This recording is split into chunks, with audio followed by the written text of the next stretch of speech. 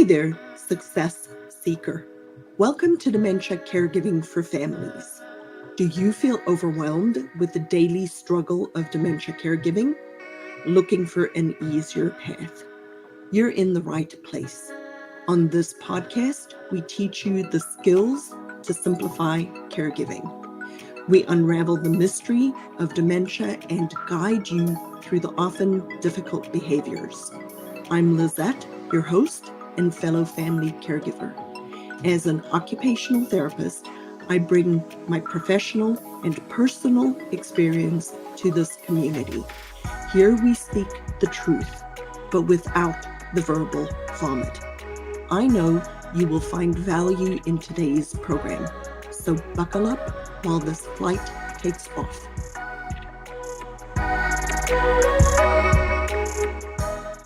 Well, welcome to today's program. This is Dementia Caregiving for Families. I will never forget the day I was sitting at my desk in Greenwood, South Carolina. It was the tail end of COVID, and I was still not feeling really well. I had just recently had my first bout of COVID after working in healthcare for almost 2 years in the COVID pandemic. But I was sitting there at my desk getting ready to go to work. The sun was streaming in through the windows and my phone rang. And I looked at the phone and I saw the exchange on the phone and my heart sank. And the reason my heart sank was because I don't know if you guys are in your part of the world, sometimes you have a phone exchange that you can tell it's coming from a specific place, right? So this particular phone exchange, I recognized as being the hospital. Now, why was that important? Because my dad was in the hospital. My dad had been admitted to the hospital because of COVID and then some other medical stuff going on. And I wasn't ready. But I'm sitting at my desk getting ready to go to work, and I see the phone number, and I realize my life is about to change. You see, I wasn't ready to be a caregiver, and I knew I was not going to be getting news that I wanted to hear because I knew just from speaking to my dad that he was not doing well. So I pick up the phone and it's the social worker, and the social worker says to me, your dad, the therapy, which I'm a therapist, the therapy department says your dad needs to go to a nursing home. He can't come home. And I said to her, nope, not my dad. I'm like, we will make another plan. We will figure it out. Because I had been in boarding school in South Africa in the early 80s. And when moving to the United States in 1993, somewhere in my little head, boarding school and nursing home went like this. You see, I had seen people in nursing homes who were experiencing a lot of the same emotions, a lot of the same feelings of being abandoned, of being left behind, of not understanding why they couldn't go home, all of this stuff that I carry as baggage. And I'm like, I just cannot do that. I cannot put my dad in a nursing home, even though somewhere in my brain, because I've been doing this for 30 years, I realized it was only going to be a temporary thing, but I just couldn't do it to him. Plus, we had been thrown into a caregiving role, which none of us were ready for. I have a mom who had been in her early 40s when she had a massive aneurysm. And part of the reason my parents immigrated to the United States was because my dad recognized that my mom would need some help in the future. And he knew that both my sister and I had immigrated to the United States, and there was nobody to help mom in South Africa. So even though I knew that my mom and dad probably would need help in the future, I wasn't ready for it. I was very happy in my job, starting a business, doing my podcast, having all of this stuff in my own life, right? My kids are grown and flown. working full time, exercising, trying to be a wife, going to church, my life, right? My life. I wanted my life. And all of a sudden, I got thrown into being a caregiver. And it wasn't fun. It was overwhelming. It was extremely exhausting, And so my dad not only, so at first he came home and then 30 days later boomeranged back into the hospital. And I remember thinking, this was a hard time because my husband was actually on his way to Sioux Falls to go preach for a month when my dad was readmitted to the hospital. And I had to fight. I had to fight not only the cardiologist, but his primary care physician to try to get my dad help in order for him to be readmitted to the hospital because I could see him tanking. And I'm like, something is going on. And you people being healthcare, you are not hearing me. I'm like, I convinced the day before he was readmitted to the hospital, I convinced the cardiologist to do some lab work, and the lab work came back and he had a raging infection. His white blood cell count was off the charts. Like I could see it on the my chart, right? And thinking back on it, the cardiologist's office never called me back. They never followed up on the fact that they had run these labs and that my dad had an obvious, massive infection to tell me to do something about it. It was only because I knew and because I was following through that I called his primary care physician, who's like, "Well, we didn't run those labs. Why do we need to do anything? We didn't order those labs." And I'm like, you need to tell me what to do because I can tell something's going on. Tell me what you want me to do. Do you want me to bring him in to see you? Do you want me to take him to the emergency room? You tell me. You're the doctor. You tell me what to do. And they didn't. So finally, I get them to call me back, and they tell us, don't, let's play Monopoly, right? Don't pass go. Don't collect 200. Just go straight to the ER. So my husband gets in the car. My husband takes my dad to the emergency room and then leaves the car, takes an Uber, gets on an airplane on his way to Sioux Falls. And I'm an hour away.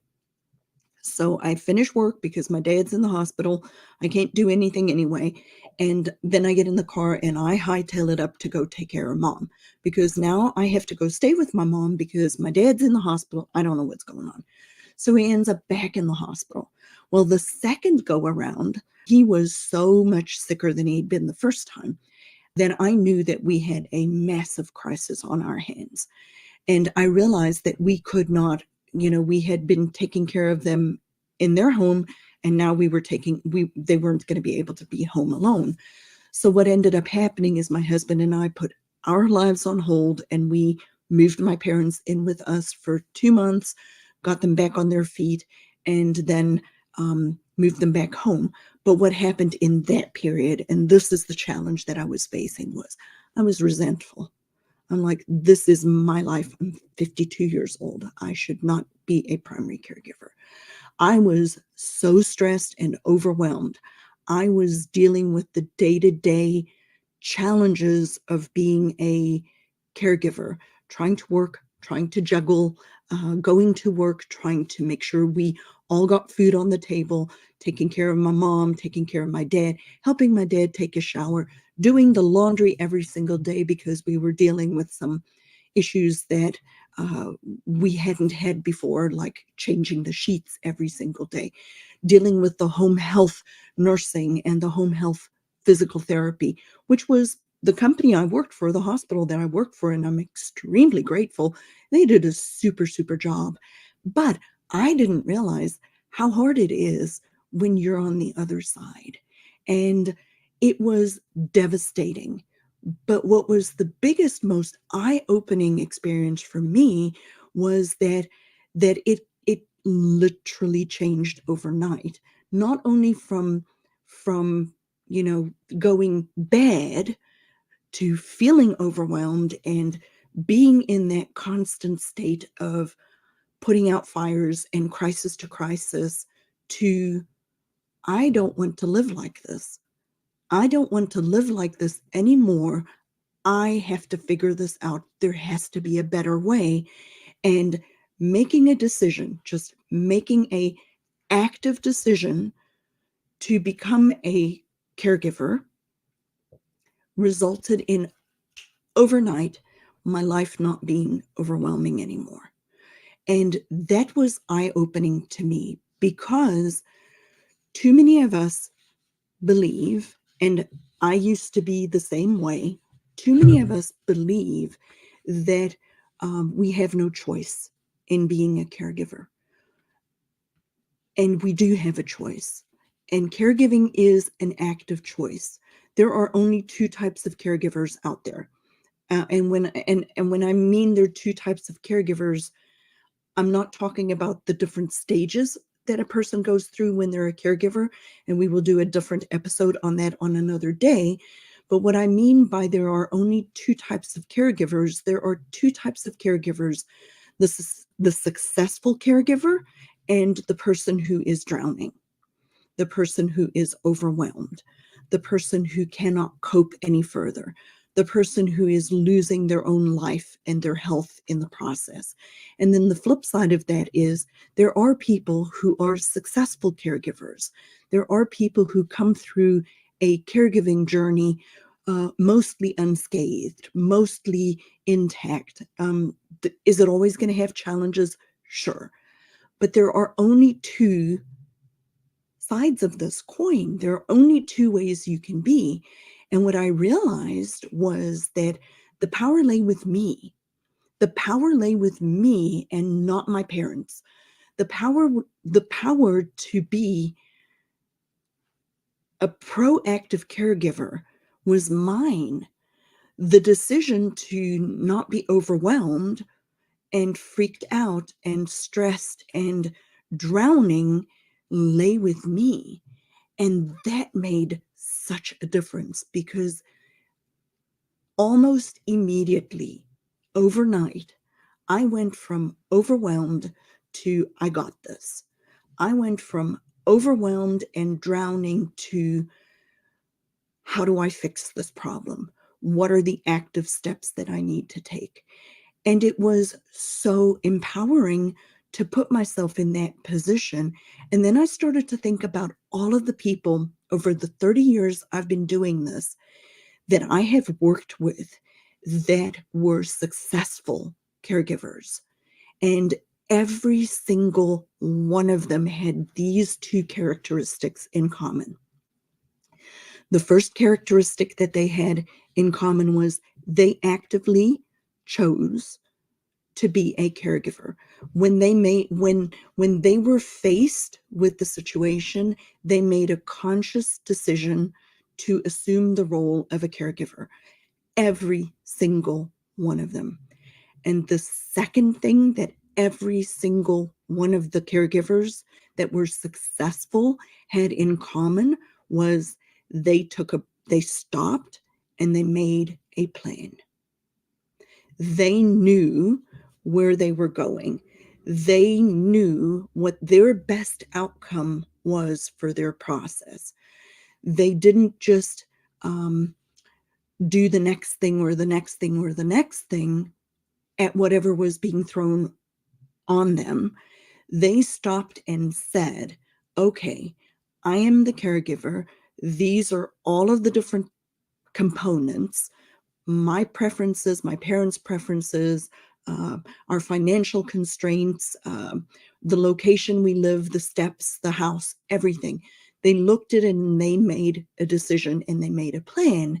And then they started to actually enforce the plan.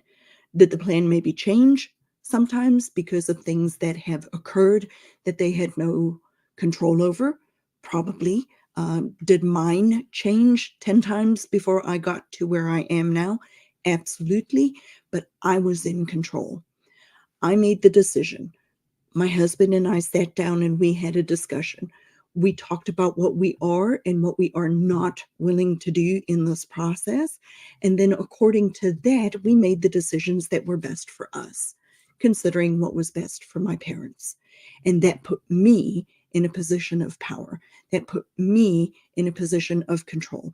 And that has taken all of the resentment away. That has taken all of the sense of overwhelm away. That has taken all of the daily struggles that I was experiencing and the emotions that I had that were attached, all the negative emotions that I had that were attached to becoming a family caregiver.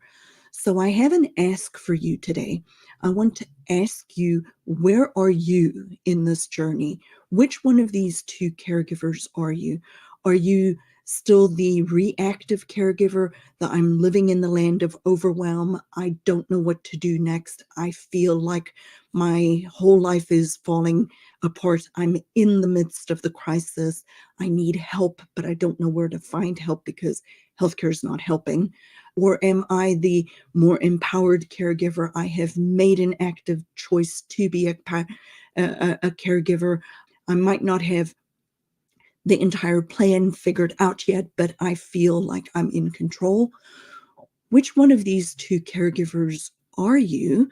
And if you are in the land of the overwhelm, if you are in the I'm not sure what to do, I'm feeling like I cannot do this in the long run, what can we do to help you? What can I do to support you? How can we get you to the next step of being the proactive caregiver and taking a step back away from the situation and putting the pieces in place to support you and undergird you in this journey that you're on, because it is a marathon, guys. It's not a sprint, it's a marathon. So we have to prepare, we have to be proactive, we have to make a decision. We need to change how we are thinking about dementia and dementia caregiving, and we need to put strategies in place to be able to help you. You can never take I want to think about this as an analogy, right? Any of you guys ever immigrate from one country to another, or take a vacation, right? That's probably a more common illustration, right? You would not take a vacation, or you wouldn't necessarily have a great vacation if you did this. You wouldn't take a vacation to go overseas or to go to the Grand Canyon or to do something really epic, like an epic trip, without planning ahead. You wouldn't just hop in the car and go. Now, sometimes we have, like my husband and I have, and they can be great trips too. But in the case of what we're discussing today, in the process of a caregiving journey, you would not take a long trip, an epic trip overseas without having your passport, without having the airplane tickets bought, without knowing where you're going to be staying on the other side, right? A hotel, without having your app on the phone to do your translation. You would prepare for your epic trip, right? We don't take a vacation without preparing. Dementia is a epic trip. It is a long journey that we're on with somebody that we love and want to help, and we want to do this without burning out ourselves. How do we do that? We plan. We plan ahead. We make a decision, just like you decide to go on vacation. You make a decision that you're going to be a caregiver, and then we plan it ahead. So the biggest takeaways for you guys today is, which one of these two caregivers are you? Are you the overwhelmed caregiver, or are you the empowered caregiver, the caregiver that's proactive, or the caregiver that's reactive? And how do we get you to be more proactive if you're still struggling with being in the reactive mode? How do we do that? The very first step that you have to take in order to become an empowered caregiver and not an overwhelmed caregiver is an active decision from you to assume the role of a caregiver. So I ask you, if you have enjoyed this program today, I want you to subscribe to this program. I want you to share it with your friends and families, specifically your family caregivers, because dementia caregiving is not just, it's, you cannot be a successful dementia caregiver if you're only one or two people. You need to have a lot of people helping you through this process. And we'll talk about that in the journey as we come. So I want you to subscribe to this podcast. I invite you to join me on my free Facebook group called Dementia Caregiving for Families, and share this podcast with other people that you enjoy. The two takeaways are: make an active decision to be a caregiver and to start to plan ahead. And so thank you for joining me today.